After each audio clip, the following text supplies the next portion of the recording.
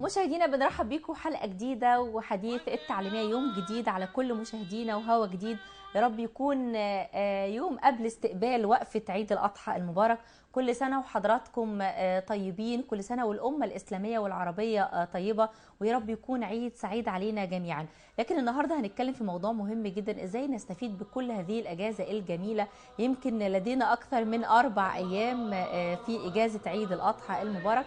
هنعرف إزاي نخطط لاستقبال الإجازة دي وننسق لها بحيث تكون استفادة جميلة، يكون فيها كل شيء رائع، زي زيارة الأقارب، زي الخروج للمتنزهات، زي أيضا زيارة الشواطئ. أشياء كتير جدا ممكن نعملها، كمان حفاظنا على تراثنا وعلى عاداتنا وتقاليدنا القديمة اللي كنا بنفعلها في عيد الأضحى المبارك. هنقارن ما بين الجديد وهنقارن ما بين القديم النهاردة. يمكن هنتكلم على شريعة ربنا سبحانه وتعالى في الأعياد بصفة عامة. هتحدثنا عن كل هذه الموضوعات دكتورة حنان رشدي، استشاري موارد بشرية وعلاقات أسرية. أهلا بيك يا دكتور معانا، وكل سنة وحضرتك طيب. أهلا بيك وكل سنة وانتم طيبين. كل سنة وحضرتك طيب. يمكن عايزين نجيب أو نوضح لكل السادة المشاهدين سؤال، عايزين نعرف ليه شرع الله سبحانه وتعالى الأعياد؟ بسم الله الرحمن الرحيم. ربنا سبحانه وتعالى شرع الأعياد علشان يروح عن النفس للمؤمن. خلي بالك ان كل الشعائر الدينية من اول صوم رمضان لعيد الفطر لعيد الأضحى كلها عبارة عن شعائر دينية، ولكنها بترتبط بعيد، بترتبط بمناسبة سعيدة، علشان ربنا سبحانه وتعالى يخفف عنا تعب او مشقة او مجهود الشعيرة الدينية. يعني في العيد الأضحى الحج مرتبط بالحج، الحج هو الشعيرة الدينية الموجودة في عيد الأضحى. بعض بيوتنا يمكن ما بيفسروش الكلام ده للأولاد أو الأبناء الصغيرين، وده خطأ. يعني احنا عندنا عيد النهاردة بنجيب لبس جديد وبناخد عيدية وبنخرج نتفسح، لكن الربط بقى العيد ده ليه ومناسبته ايه وشعيرة الدينية المرتبطة بالعيد ده ايه، في أهالي كتير ما بتفسرهاش. فمفروض ان ده يتفسر للأولاد. ربنا سبحانه وتعالى شرع الأعياد علشان التقارب ما بين الغني والفقير. الشعيرة الدينية ما بتفرقش. عيد الأضحى كلنا بنبقى سعداء وعندنا عيد، عيد الفطر الغني والفقير عنده عيد، في رمضان كلنا بنعيش رمضان وبنصوم رمضان غني وفقير. فالتقارب ما بين كل طبقات الناس أو المجتمع موجودة في الأعياد، فبالتالي دي كمان ربنا سبحانه وتعالى بيحب يحييها في نفوس المسلمين. حاجة ثالثة ومهمة، الود والتراحم والتآخي والتقارب وصلة الأرحام. هي مناسبة جيدة جدا ان احنا نصل ما قطعه الزمن. يعني كويس قوي ان احنا بياتي علينا عيد علشان نتصل ببعض، نقول لبعض كل سنه وانت طيب، ازيك، عامل ايه، ازاي احوالك، نتزاور. فدي كمان فرصه كويسه جدا لوصل الارحام، بيحس فيها الغني بالفقير. صحيح. ما تحسيش في العيد الكل لابس جديد، الكل بيهني، الكل مبتسم، الكل سعيد غني او فقير. فدي كمان من حكمه ربنا سبحانه وتعالى في تشريع الاعياد. تمام. طيب دكتور حنان، يمكن اعتدنا في الأعياد بصفة عامة، أعياد الإخوة المسيحيين، أعياد المسلمين، إن احنا دائما في عادات وتقاليد اعتدنا عليها من زمان، زي شراء ملابس جديدة، زي وجود حلوى، زي وجود كحك، زي الذبح. عادات وتقاليد موجودة معانا. هل دي من ضمن التحضير ليوم من أيام العيد، ولا نستقبله زي ما هو يوم طبيعي جدا؟ بصي هقولك على حاجة، التحضير للرحلة أمتع من الرحلة. الطقوس لتحضير العيد هي أمتع من يوم العيد نفسه. يعني الحاجات والتوضيبات اللي بتعمليها قبل العيد بتسعد الأولاد وتسعد الكبار قبل حضور العيد نفسه. يعني التفاصيل الصغيرة اللي احنا بنتعب فيها نفسنا قبل العيد هي دي بالنسبة لنا العيد. يمكن لسه كنا بنتناقش من شوية قبل الهوا ان في بعض الأغاني عندنا مرتبطة بالعيد. صحيح. لما بنسمعها بنحس ان العيد جه. في بعض الفقرات التلفزيونيه مرتبطه بالعيد. في طقوس بقى زي ايه اللي قبل العيد؟ شراء ملابس جديده زي ما حضرتك تفضلتي وقلتي. في بعض الحلوى، ودي على فكره شيء مهم، لان دي بتبقى نوع من انواع اكرام الضيف. انت بتعملي الحلوى لمين؟ مش لاهل البيت بس، عشان ليتزاور. لو جه زارك حد من الاصدقاء من الاقارب من الجيران، بتعملي نوع من انواع الضيافه ليه. الاولاد بيتعلموا يعني ايه كرم الضيافه. بتنظمي البيت بطريقه بتكسر الملل. مش قصه ان انا انضفه او اعمل فيه ايه، لكن على الاقل بغير من نظام المنزل، بحط اي حاجه جديده، ولو مفرش صغير، لو فازه صغيره، لو ورد، لو اي شيء بقدر المستطاع يكسر الروتين والملل اللي انا شايفاه في البيت كل يوم. ففي طقوس معينه احنا تعودنا عليها، ولكن علشان بس لا نثقل على انفسنا في ظل الظروف الاقتصاديه، لان في بعض الاسر قد يثقل عليها انها تشتري ملابس للعيد جديده او تظبط الطقوس دي بطريقه باهظه التكاليف، مش هيبقى معاها يعني اموال تقدر فيها انها تغطي كل المواضيع دي. تمام، لكن ممكن تعمل حاجات بسيطه بالظبط منها. كده. تمام. مش لازم ان انا اروح لمحلات غاليه قوي، مش لازم اشتري ملابس كامله، ممكن يكون في شيء عندي قديم بس كويس، لو وضبته او غيرت في ملامحه او بطريقه لبسه ممكن يبقى شيك ويبقى حلو برضو. الاكل برضو ممكن يعني حلوه بسيطه وصغيره واسعار رمزيه ممكن برضو ادخل البهجه على الاطفال. مش لازم تكون البهجه بغلو سعرها، ولكن باحساسنا بيها. بالتاكيد نعم. ازاي نقضي كلنا اجازه جميله في عيد الاضحى المبارك؟ يمكن زي ما اعتدنا ان ليه طقوس من الناحيه الدينيه ومن الناحيه الانسانيه، كصله الرحم، كزياره الاقارب، كان احنا بنجتمع على مائده واحده مره تانية. يمكن ده يوم الوقفه واول ايام العيد زي ما اعتدنا في البيوت، بيت الاسر الكبيره. عايزين نرجع الايام الجميله دي مره تانية وتكون في هذه الايام المباركه شيء رائع ان هي تجمع الاسر المصريه مره تانية. والله انا هقول لك على حاجه، احنا كاسره مصريه، يعني انا بتكلم عني بصفه شخصيه، احنا بننتهز الظروف السعيده اللي بيبقى فيها عيد او مناسبه، مش عيد وبس، لان كل مناسبه سعيده بتعدي على اسره هي عيد. لو في فرح، لو في عيد ميلاد، لو في اي مناسبه سعيده بننتهزها ان احنا نتجمع. ويا ريت كل الاسر المصريه يعني تنتهز الظروف ديت، لان احنا ظروف العمل وشحنه الحياه اللي كلنا عايشينها بتعمل بعد بين الناس. حتى لو ما فيش مشاكل، حتى لو احنا كويسين جدا مع بعض، ما بنلاقيش ولا وقت ولا مجهود ان احنا نتقارب فيه سويا. فريت ننتهز العيد ظرف سعيد وكويس ان احنا نتقرب فيه من بعض ونصل فيه ارحامنا. يعني العيد بصراحه لو ما توضعش الجزء ده من الاضلع الهامه جدا في تقضيه وقت العيد، احنا مش هنحس بالعيد، اللي هي التقارب وصله الارحام. وكمان حاجه مهمه قوي يمكن نتطرق ليها دلوقتي بناء احنا اتكلمنا عن سيره الوقت. في ناس كتير بتعتقد ان الاجازه او العيد عشان انام براحتي واصحى براحتي واخرج وقت ما انا عايز وارجع وقت ما انا عايز واعمل كل شيء اكثر بالروتين، بالروتين. الايام كلها خلصت، فكده الايام هتلاقيها خلصت، خصوصا ان اجازه العيد المره دي اجازه طويله، وبعدين هيعقبها بعد كده الدراسه، والاسر هتنشغل تماما كعاده الاسر المصريه. فريت نستغل بقى وقت العيد في ان احنا ننظمه بطريق وقت منظم، نستغل فيه كل الوقت علشان نشبع فيه الحياه المعنويه والنفسيه والاسريه والاجتماعيه. ازاي دكتور حنان؟ يعني يمكن كتير منا بيعاني من مشكلات اقتصادية، عنده مشكلة في الماديات، مشكلة في انه يقضي اجازة بسيطة باسعار بسيطة، حتى في الغذاء ذاته، في الذبح، في الطعام.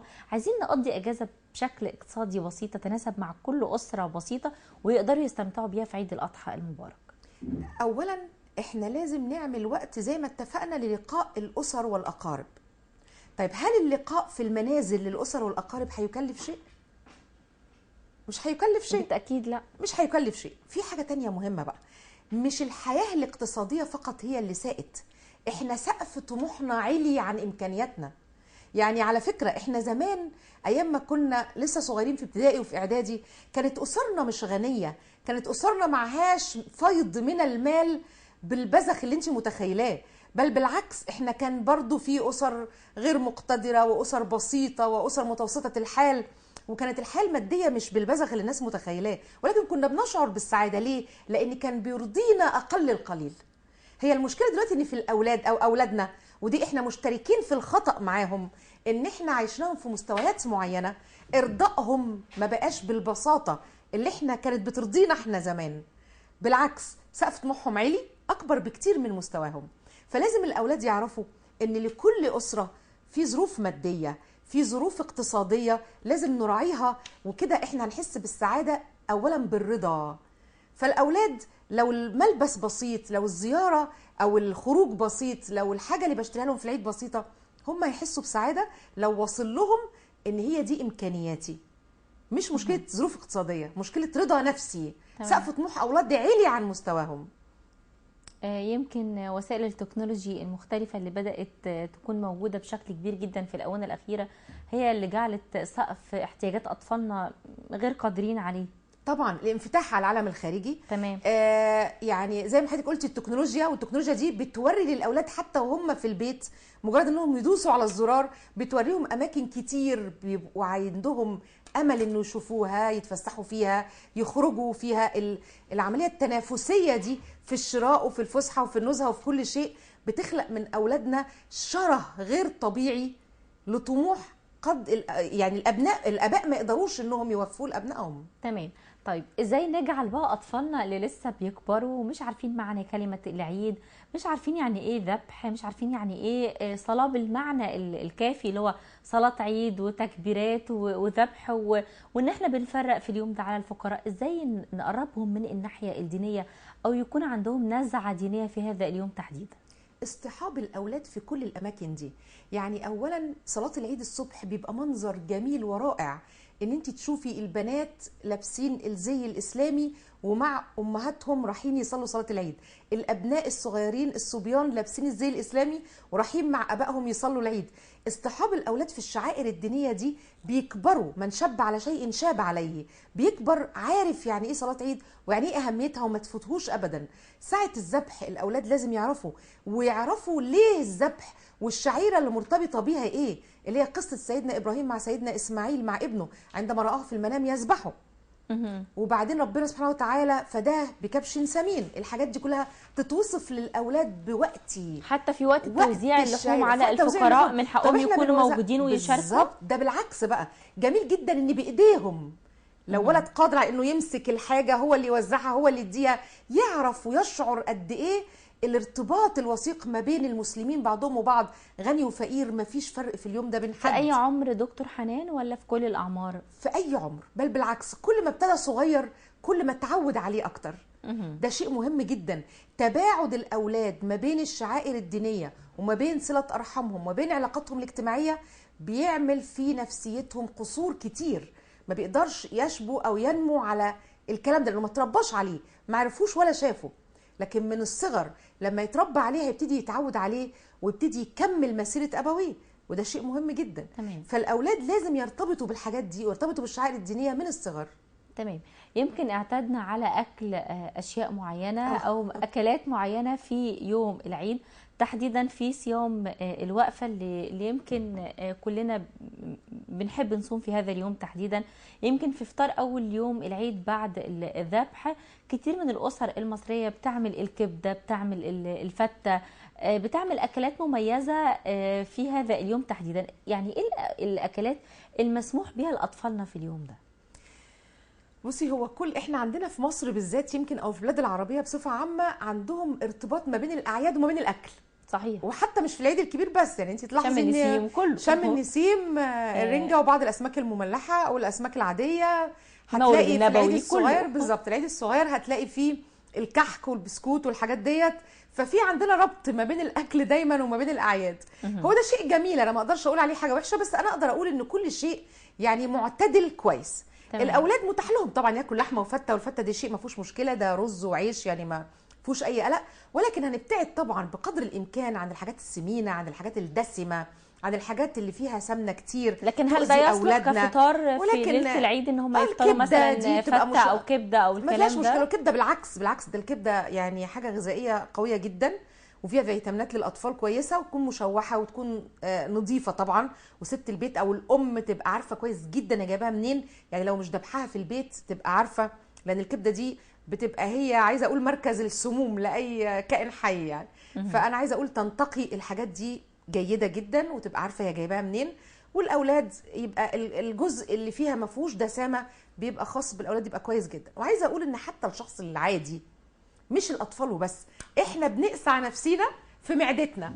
يعني احنا ما عندناش، يعني عندنا الاعياد ان احنا ناكل بشراهه واكل كل شيء، لا ما فيش الكلام ده. اكل من كل شيء ولكن بمقدار. يعني حتى الست اللي بتعمل رجيم او الراجل اللي بيعمل رجيم لو حرم نفسه ممكن يتقلب الموضوع لضده على فكره، ويبقى بعد كده عنده شراهه للاكل لو ما يحرمش نفسه من اي نوع من انواع الاكل، ولكن ياكله بمقدار، ياكله بطريقه معتدله، علشان ما يحسش بعد كده ان هو عنده نهم انه ياكل نفس الشيء بكثره. فمفروض في العيد ان احنا ما نقساش على معدتنا علشان بعد كده ما نقضيش العيد في السرير وبعد كده يضيع بهجه العيد يعني. تمام.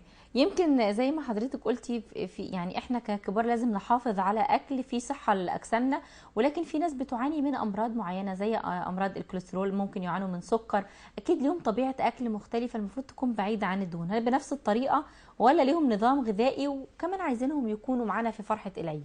بصي هقول لك على حاجه، انا يمكن شيء معصراه وعارفاه كويس قوي ان اصحاب الامراض المزمنه للاسف الشديد بيبقى عندهم مشكله ان انت تحسسيهم بده خصوصا في العيد. يعني ما ينفعش في العيد ان انا حد بياكل وهو عنده السكر مثلا وبياكل حاجه حلوه او حاجه صغيره، تمام. اقول له انت عندك السكر ما تاكلش ده.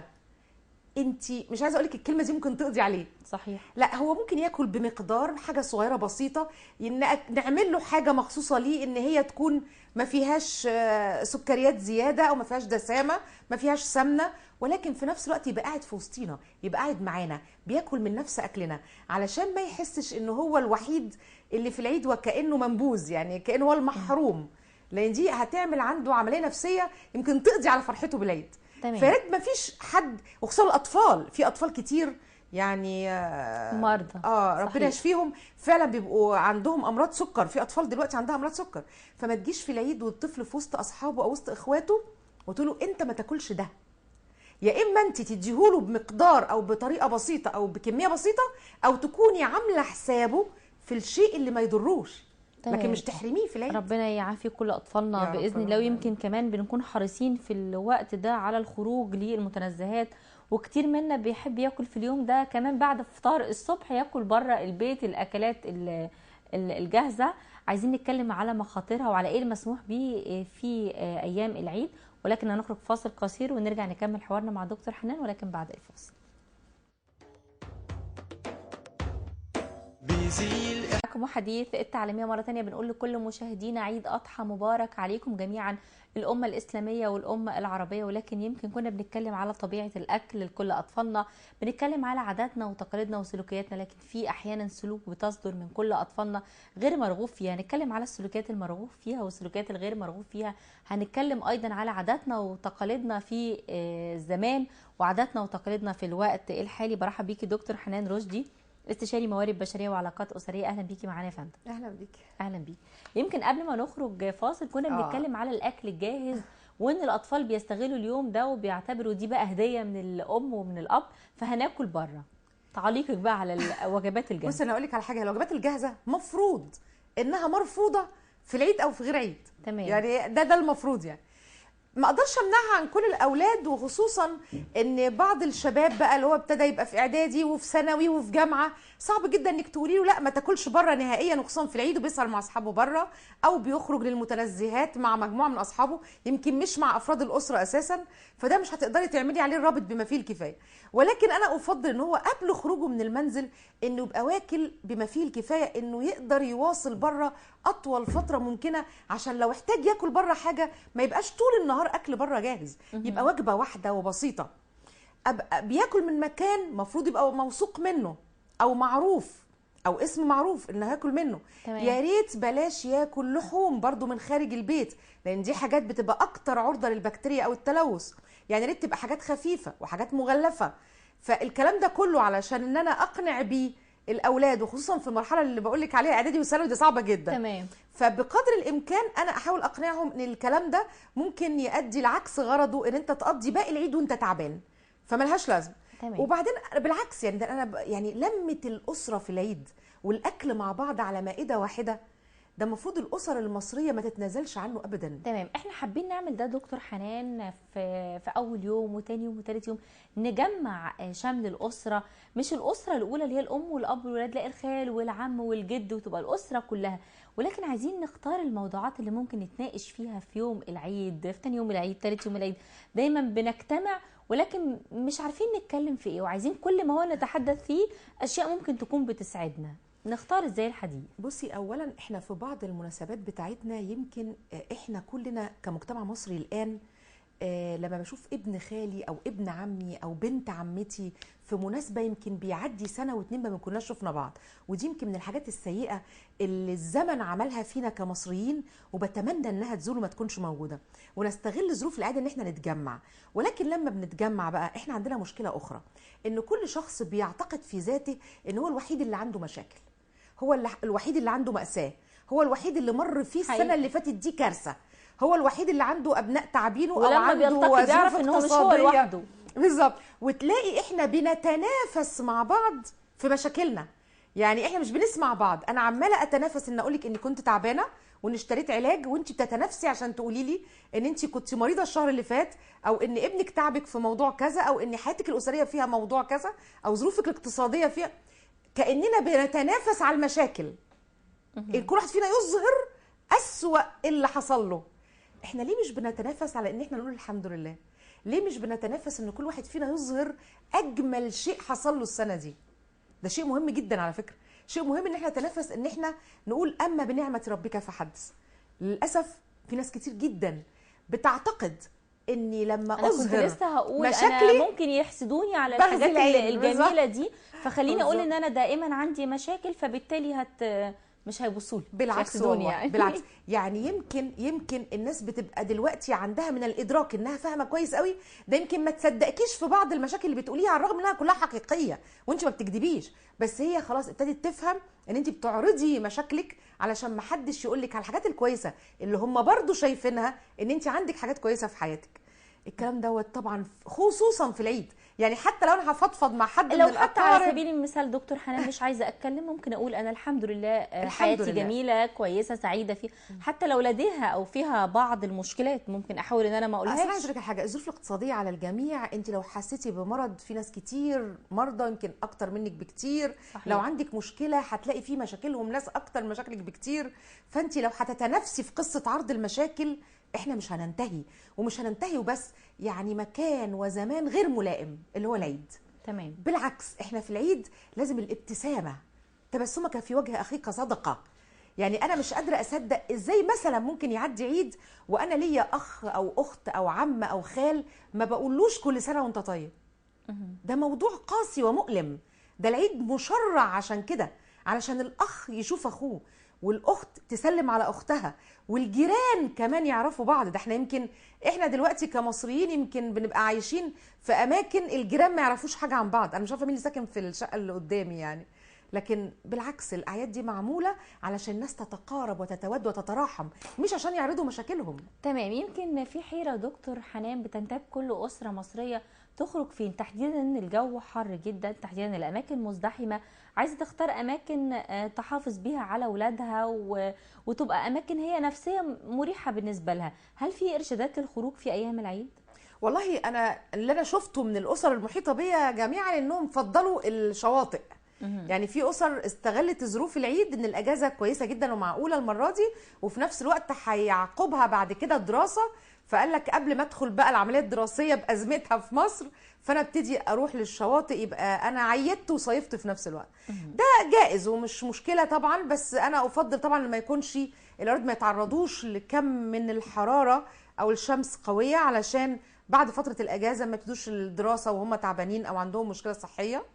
داخل مصر يا ريت نبتعد عن الاماكن المزدحمه بقدر الامكان، يا ريت الاماكن اللي فيها تهويه اكتر، ما اطلعش او ابقى اعرض الاولاد للشمس في فتره الظهيره الحارقه، لاني انا شايفه كمان درجه الحراره ابتدت ترتفع في اليومين اللي فاتوا، فانا مش عارفه فعلا الايام اللي جايه هتبقى ايه، وانا كنت علمت من الارصاد ان بكره هيبقى كمان درجه الحراره اعلى. تمام. فاحنا عايزين بقدر الامكان ما نعرضش اولادنا لدرجات الحراره، ما نعرضهمش الاماكن فيها يعني تلوث. هل في تخطيط للخروج للشواطئ والوقايه من درجه حراره الشمس بالشكل اللي احنا عرفنا بيه؟ طبعا هو المفروض ان الشواطئ ان بيبقى في اوقات معينه ما بتعرضش لدرجه حراره عاليه، في بعض العقاقير اللي بتستخدم علشان الجلد ما يحصلوش حروق بسبب الشمس الحارقه، في بعض التوقيتات. يعني المفروض ان هو مثلا دلوقتي لو هو هيقعد طول النهار، المفروض الفتره بتاعه الظهيره يبقى موجود فيها في مكان مظلل او في نادي او ما شابه ذلك، يعني بلاش يبقى عرضه للشمس. كمان في بعض الاطفال بيحبوا الخروج للملاهي، هل في ارشادات للكبار وتاثيرها على الصغار في خروجاتهم الخاصه بالملاهي؟ بصي انا ما افضلش ابدا ان الاولاد يسيبوا اولادهم في سن مبكره للخروج لوحدهم، لان ده انا شفته دلوقتي بيحصل فعلا في اغلب الاسر المصريه، ان الولد بالاخص كمان وهم عندهم اعتقاد غريب قوي ان الولد ما يتخافش عليه، يعني البنت ما تخرجش لوحدها لكن الولد ما يتخافش عليه. والله ابدا، بالعكس، الرعايه والحمايه للولد زي البنت. هم بيعتقدوا الولد بعد ما خد الابتدائيه ودخل اعدادي خلاص دخل الابتدائيه مع مجموعه من اصحابه ويركب اي حاجه ويروح ملاهي حتى لو بعيده، ياكل ويشرب ومعاه فلوس ويرجع وقت ما يرجع، هو خلاص بقى ولد وبقى راجل، وكأن هذه هي بس مراسم الرجوله. فانا ما افضلش ابدا الاولاد يتسابوا في سن مبكره للخروج، ولا في ملاهي ولا في اماكن زي كده. ولو لابد من اصطحاب الاهل لابد او من الاسر، اصطحاب الاهل او الاسره او حد من كبار الاخوات، يعني لو عنده اخ كبير يبقى معاه بديل للاب. تمام. وهكذا. لكن الاماكن دي للاسف بيبقى فيها كمان مش بس الخطر عن طريق الملاهي او طرق المواصلات او الازدحام، الخطر الاقوى بيبقى على اتباع بعض السلوكيات السيئه اللي الاولاد ممكن يتبعوها مع بعض او يقلد فيها اصحابه بدون الوعي ان حتى في العيد لازم اعمل سلوكيات حسنه مش سيئه. يعني احنا عايزين نتكلم على عاداتنا وتقاليدنا اللي بدات تختلف كثيرا. يمكن منها العيديه، شيء رائع جدا، زياره الاقارب زي ما حضرتك قلتي، بعد صلاه العيد بنفطر الفته والكبده، عادات جميله قوي. هل العادات دي ما زالت موجوده؟ واغاني كتير كنا بنعتاد ان احنا نسمعها في التلفزيون. يمكن هنخرج فاصل نشوف اغنيه من اللي بتذكرنا بعيد الاضحى والاعياد بشكل عام، ونرجع نكمل حوارنا معاكي دكتور حنان.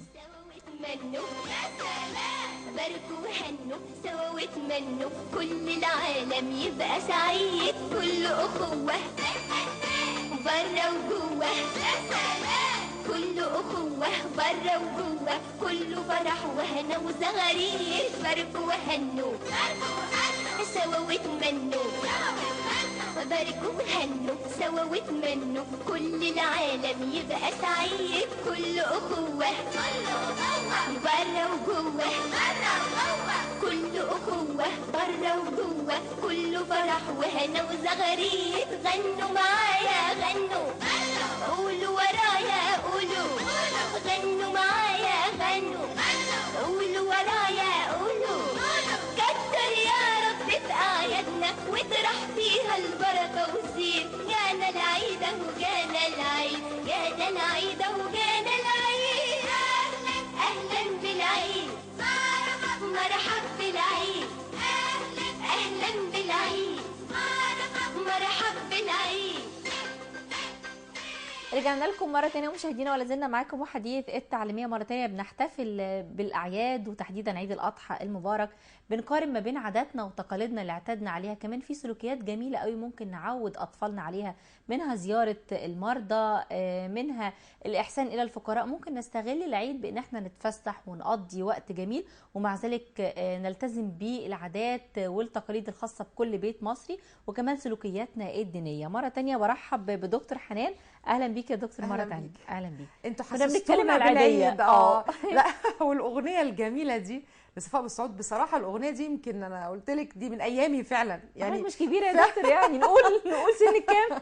لا يعني فعلا يعني رجعتوني لايام الطفوله فعلا. يعني الاغنيه دي كان يوم العيد الصبح هي العيد، يعني بصراحه طبعا الاغنيه دي يمكن دي حاجات بقى فقدها ابنائنا.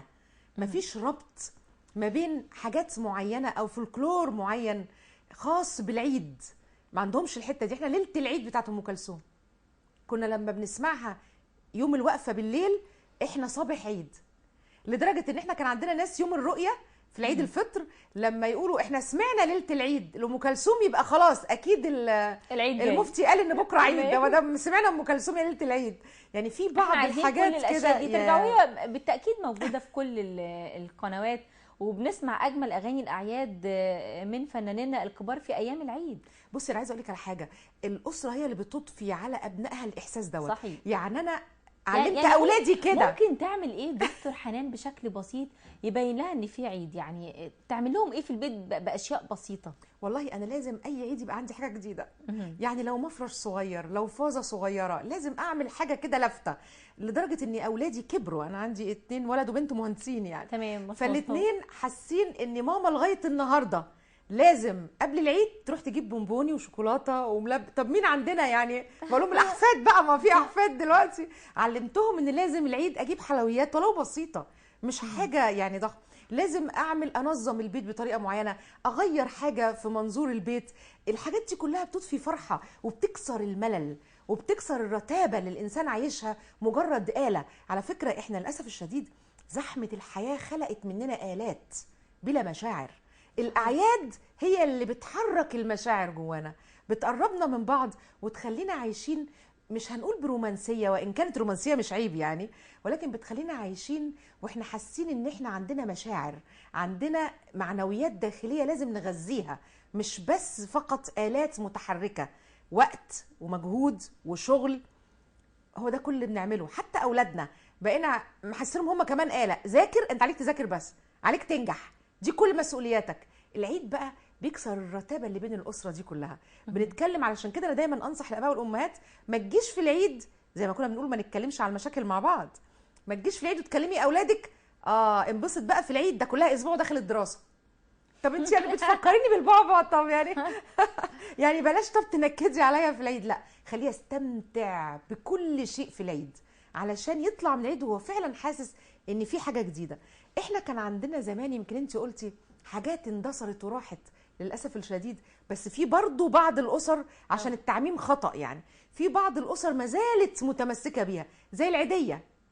العيديه دي على فكره بس اكيد بعد ما كانوا بيدوا للاطفال كلها بيختاروا واحد يدوا له في الايام دي تحديدا. يا ريت واحد وبس. ده دلوقتي سقف طموح الاولاد. زمان كنا الجنيه، يعني الجنيه دي يعني اللي بدي عيديه جنيه اكيد ده كل اسره بتعمل مسابقه تختار مين من الاسره دي واحد بس كفايه. الجنيه ده المليونير اللي كان تمام. بيدي لكل طفل جنيه. دلوقتي انت لو اديتي للطفل 100 جنيه، ايه 100 جنيه بقى يعني؟ دي عيد يعني، عايز تمام. عيديه 100 جنيه ما بقتش تقنع دلوقتي. تمام. فمفروض ان العيديه مش في قيمتها على فكره. طب انا هقول لك على حاجه، سيبك بقى من الاطفال. طب انا هقول لك على حاجه، حضرتك بتاخدي عيديه؟ اسال انا بقى المره دي. اساليني بقى بس أيوة، محرجه. احرج على الهوا ده. كنت باخد هديه عاديه فعلا وما زلت باخد عاديه، واللي هي بتذكرني بالعيد فعلا. طيب مين اللي بيديك عيديه؟ دلوقتي بقى زوجي. ايوه بالظبط. دلوقتي حضرتك مذيعه. لا ده شيء كويس جدا. هقول لك ليه. انا كده. فعلا كنت عايزه اقول الكلمه دي، لكن الحمد لله رب العالمين ان انت كنت من الناس المحافظين على هذا التراث. عايزه اقول لك ان دلوقتي يعني انا زمان لغايه ما بس لو ما فيش فلوس مش وأنت هاخد بتجيبي عاديه يعني. بيعمل ايه بقى الزوج دلوقتي؟ من العادات اللي الناس كسرتها وما بقتش تعملها. تمام. انت وزيره الماليه في البيت وانت اللي معاكي كل الميزانيه. طب احنا هنتكلم على الميزانيه لان ده موضوع مهم. أيوة. الموضوع ده وهسالك برضه يا دكتور حنان، بس معانا فاصل ونرجع نكمل حوارنا عن العاديه ولكن بعد الفاصل.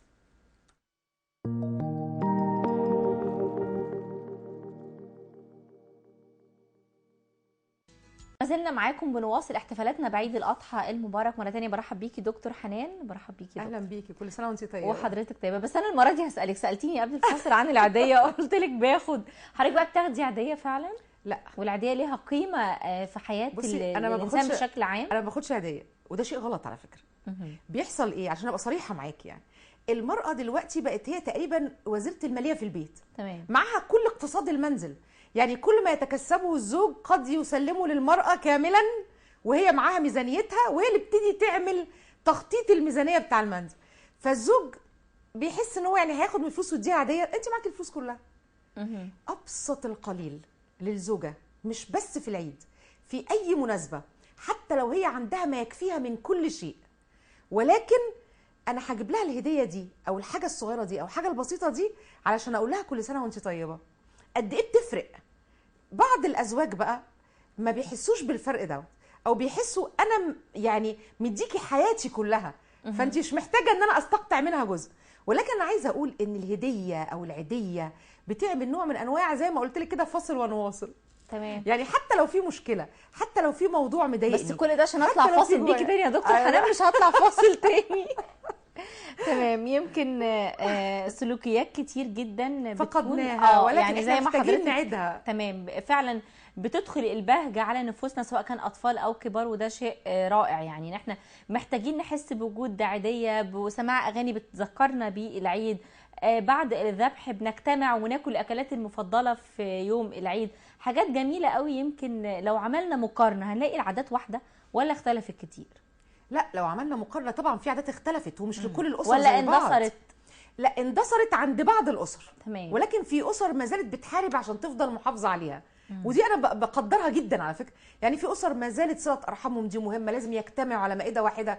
يعني انا دلوقتي مثلا والدي ووالدتي ربنا يديهم الصحه والعافيه يا رب، الاثنين بيحاولوا يجمعونا، ورغم ان الاسره كبرت جدا وبقى في اولاد واحفاد واولاد الاحفاد، ولكن على الرغم من كده عندهم ده يوم مقدس، يوم العيد ما ينفعش كده ما نروحش. لو حد فينا ما راحش بالنسبه لهم ما يبقاش عيد. يعني في اسر ما زالت متمسكه بالجزئيه دي، وده شيء مهم. تمام. لازم نشيعه على اولادنا عشان يتربوا على كده. عايزين نجعل كل ايامنا عيد. يعني احنا بنحتفل بعيد الاضحى وبنخطط له هنعمل ايه وهنختار ايه، واول يوم هنروح فين وتاني يوم وتالت يوم. المفروض ان احنا بنكتب ده. لو هنزور مثلا الخال او العم بنقول ده وقتنا هيكفي اليوم ده هنعمل الكلام ده. تاني يوم هنزور الجد. يعني هنبتدي نخطط. احنا عايزين نجعل في كل شهر، يعني مش هقول ايامه كلها، بس من كل اسبوع لو اخترناه يوم وخليناه يوم عيد يكون ازاي؟ لازم يوم على الأقل في الشهر في أيام الدراسة، علشان لا أثقل على عاتق الأسرة المصرية. لازم يكون في تزاور، لازم يكون في صلة أرحام. على الأقل بيت العيلة الكبير، وكلمة بيت العيلة الكبير ده إحنا للأسف فقدنا جزء كبير من معناه. يعني البيت اللي بتجمع فيه أفراد الأسرة، الأجداد ثم الأبناء والأحفاد، لازم يكون له ولو مرة في الشهر نصيب من حياتنا، نجتمع فيه سويا مع بعض، نتآلف، نتقارب، نعرف ظروف بعض، نحس ببعض. ده شيء مهم جدا. احنا بيدخل علينا الدراسة، وللأسف البيوت المصرية كلها بتتخذ الدراسة عذر أو شماعة تعلق عليها بس إن أنا ما عنديش وقت. ولكن اللي عايز يعمل وقت عشان يعمل أي حاجة على فكرة بيلاقي الوقت. الوقت موجود، ولكن احنا مش بنعرف نديره. صحيح. احنا لا نستطيع إدارة أوقاتنا، لكن صحيح. هو الوقت موجود. اليوم بتاعي 24 ساعة، واليوم بتاع حضرتك 24 ساعة، واليوم بتاع حد تالت 24 ساعة. ايه الاختلاف بقى؟ اشمعنى انا بقدر وحضرتك ممكن تقدري وحد تالت لا يستطيع؟ عدم المقدرة بتاعت انه ما يعملش الشيء ده لانه ما عندوش مقدرة لإدارة وقته، لكن انت بتعمليه. طب ايه الفرق؟ ما الوقت موجود، وكلنا اغلب الناس دلوقتي بتشتغل وبتعمل، واوقات عمل كتير جدا، واغلب الناس عندهم اولاد في الدراسه، واغلب الناس ظروفهم الاقتصاديه صعبه. يعني هتحس ان كل ظروفنا واحد على فكره، ولكن غيرنا بيقدر واحنا ما بنقدرش. ليه؟ عشان احنا ما بنقدرش ندير اوقاتنا. تمام. فلازم يبقى في عندنا يوم في الشهر نعتبره هو ده يوم العيد. تمام. يمكن شهر سبتمبر مليء بالاحداث، منها الجميله ومنها اللي مش جميله، في نفس كل حد فينا بتختلف من شخص لآخر. يمكن احنا مرينا في هذا الشهر هنستقبل عيد الأضحى المبارك، بعد العيد سريعا هنستقبل عام دراسي جديد. يعني أشياء عديدة جدا. الأجازة خلصت بسرعة، ناس عايزة تقضي وقت جميل قبل بداية عام دراسي، وقبل كمان ذهابها للعمل بعد الأجازة الطويلة الخاصة بعيد الأضحى المبارك. لو حبينا نتكلم بقى إزاي نجعل العيد ده هذا العام تحديدا انطلاقة لبداية جديدة. يعني أنا أجازة وهبتدي بداية عمل، وعايز أبقى يعني في اختلاف ما بين الأجازة دي وما بين انطلاقة عملي القادمة. دراسة هبتدي عام دراسي جديد، ازاي اخدها تبقى تديني طاقة وشحنة جميلة ابتدي من خلالها بداية جديدة؟ اولا اكسر الروتين. يعني انا في عيد وفي مناسبة لازم اقضيها بكل سعادة وفرح وبانطلاق.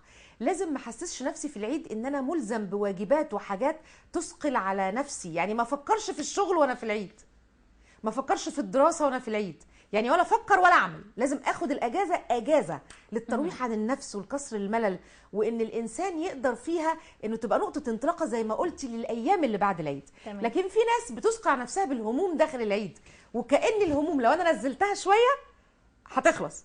لا، انا انزلها علشان اقدر بعد العيد اتواصل مع حياتي من جديد. اكسر كل هم بابتسامه. احنا عندنا مشكله ان احنا في بعض الأحيان بنبقى غير قادرين على الابتسامة.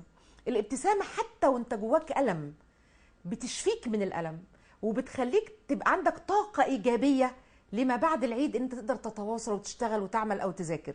احنا عندنا للأسف الشديد برضو يعني مفيش مصالحة مع الابتسامة. في ناس كتير بتعتقد انها لو ابتسمت الناس هتعرف انها ما عندهاش هموم. بالعكس، دي الابتسامة دي المرآة اللي تقدر تخلي الهموم دي تنعكس عليك بشيء سعيد وبشيء جميل. الابتسامة هي اللي تقدر تغير الإنسان، تديله طاقة إيجابية. ما تتكلميش في العيد دايما عن مشاكلك، ما تتكلميش في العيد عن مساوئ حاجة ولا عن شغلك، ولا تتكلمي عن الدراسة مع الأولاد عشان يبقى بعد كده في انطلاق. قسمي العيد في وقته بطريقه جيده، وقت للفسحه، وقت للاصدقاء، وقت للاهل، وقت للنزهه، وقت للاكل والشرب، وقت للنوم. عندنا مشكله كبيره جدا، الناس بعد العيد بتبقى كسلانه جدا جدا، بالذات يعني اللي بيكونوا بيشتغلوا جداً، طوال آه. فترات طويله فبيميلوا للكسل او وجودهم في البيت لانه لفتره العيد هو طويله. اعتقد انه في العيد بنام براحتي جدا واصحى براحتي، فبيجي نقطه فاصل بقى، انا صبح الصبح شغل، اول يوم وتاني يوم في الشغل دول بتبقى مأساة. والمأساة مش عشان العيد، المأساة عشان انا ما نظمتش وقتي صح، ما نظمتش مواعيد نومي وصحياني صح. فباجي اول يوم وتاني يوم في الشغل بيثقلوا على قلبي جدا، وببقى مش قادره اشتغل لان انا طالعه من فتره راحه ما استغلتهاش صح، وطلعت منها بس كل اللي بقوله ايه ده، هو الايام جريت بسرعه كده ليه؟ انا ما عملتش فيها حاجه. انت ما عملتيش فيها حاجه انت، عشان انت ما خططتيهاش صح. تمام. لكن لو خططتيها صح هتلاقي حصيله عمل قد كده في العيد. طيب ازاي نجعل العيد هذا العام، عيد الاضحى المبارك، بادخال بهجه وسرور علينا احنا، على كل انسان وعلى كل من حواليه بشكل بسيط، بلا تكلفه كبيره، بلا مصاريف اقتصاديه عاليه جدا؟ ازاي؟ اولا احنا عندنا فقدنا في اسرنا قصه ان انا ادعوكي عندي، ان انا اعزمك، علشان زي ما انت قلتي بالظبط التكلفه هتكون كتير قوي. لعلمك الاولاد في فتره الالتقاء الاسري دوت والعزايم والضيافه في فتره الاعياد بيكونوا اسعد ما يكون، لاسباب مهمه قوي، ان كل اسره فيها اعمار مختلفه، فاكيد الناس اللي هيتزاوروا بعض هيبقى فيه من كل الاعمار. الاولاد هيلاقوا اللي في سنهم يقعدوا معاه، الشباب هيلاقوا اللي في سنهم يقعدوا معاه، الكبار هيلاقوا اللي في سنهم يقعدوا معاه، فدي بتعمل نوع من انواع العلاقات الاسريه الجميله. ولكن هل العزايم النهارده قلت والضيافات قلت وصله الارحام قلت لمجرد فقط الظروف الاقتصاديه زي ما قلتي؟ لا خالص. ممكن باقل القليل في اسر بتجتمع على حاجات بسيطه، على مشروب، مش لازم اكل وشرب، انت على شاي، على كيك، على حاجه حلوه، مش لازم يكون تكلفه عاليه. ده في دلوقتي حاجه يمكن ابتدعها الشباب اللي اصغر مننا بكتير، والله جميله جدا، اللي هي يعني يمكن بيسموها الديش بارتي. تمام. يمكن سمعتي عنها قبل طبعا كده. احنا ممكن نعملها انا على سمعت فكره عنها مع الاطفال ومش محرجه بالظبط تمام. كده، ومش محرجه بالعكس، والله كنا بنعملها زمان بس احنا نسيناها او ما بقناش ناخد بالنا منها. كل سيده منزل في وسط العائله دي اكيد بتبهر الكل بعمل نوع من انواع الطعام. صحيح. فلو كل واحده عملت الشيء اللي هي بتتقنه واجتمع كل افراد العائله الكبيره دي وكل واحد جايب نوع من انواع الطعام واجتمعوا على مائده واحده بدون تكلفه لشخص فردي لوحده، ده شيء جميل. يبقى الحاله الاقتصاديه احنا ممكن نعالجها، بس احنا لازم نبقى اوبن مايند شويه، لازم نفتح عقولنا علشان نقدر ان احنا نقرب من بعض، وكده هتكون بتكلفه أعذار. بسيطه، يعني مش هتبقى مكلفه قوي. لكن في سلوكيات دكتور حنان ممكن نتبعها في العيد، زي زياره المرضى، زي الاحسان للفقراء، ولا هل دي بتنعكس على الفرحه اللي ربنا شرعها لنا في عيد الاضحى المبارك؟ بصي، هو في جزء مهم جدا في عيد الاضحى، ان في الاضحيه، ودي انت طبعا لازم ان انت هتوصلي الاضحيه لمستحقيها، فانت تمام. هنا كده كده هيبقى ليكي علاقه في اول يوم عيد الاضحى بالفقراء وبالمساكين، ده شيء مهم جدا. ولكن في بعض العادات بقى الاسوأ، ودي انا لا افضلها نهائيا في العيد. انا مش هناقشها من الناحيه الدينيه، ولكن هناقش ان هي بتضفي فعلا على القلوب نوع من انواع الكآبه والحزن، اللي هي زياره المقابر. ده شيء يعني ده غير مفضل مستحب في وغير ايام مفضل في ايام العيد، خصوصا ان احنا مش بنشوف بقى الكبار او الرجاله اللي بتزور المقابر فقط، ده انا ساعات بشوف اسر بالكامل ومصطحبه الاطفال بيزوروا المقابر، وده شيء يعني يا ريت نخفف على قلوب اولادنا في الايام اللي زي كده ونخليها كلها فرح وسعاده. اما التقارب من المساكين والفقراء ده طبعا يا ريت، ده العيد مشرع لاهم شيء، هو ان الاقارب والفقراء، ان المساكين والفقراء يحسوا بوجودنا جنبهم يعني. رسالة بقى دكتور حنان توجهيها كده لكل الأمة العربية والإسلامية، وتحديدا لكل أسرة مصرية حابة تقضي العيد بشكل بسيط، زي ما حضرتك حكيتي طوال حلقتنا ان في بساطة في الاحتفال، وبساطة بلا تكلفة كمان مادية بتجعلنا نقضي عيد رائع، ونقضي فيه مثلا زي ما قلنا صلة الأرحام، زيارة الأقارب، ان احنا نتجمع عن طريق الديش بارتي، اللي هي ممكن تكون كل حد جايب صنف، ومنها المقصود ان احنا نتجمع في مكان يقربنا من بعض. رساله توجهها تقولي لهم ايه؟ الرساله هاخدها من الاصغر للاكبر، هاخدها للاطفال الصغيرين ابنائنا.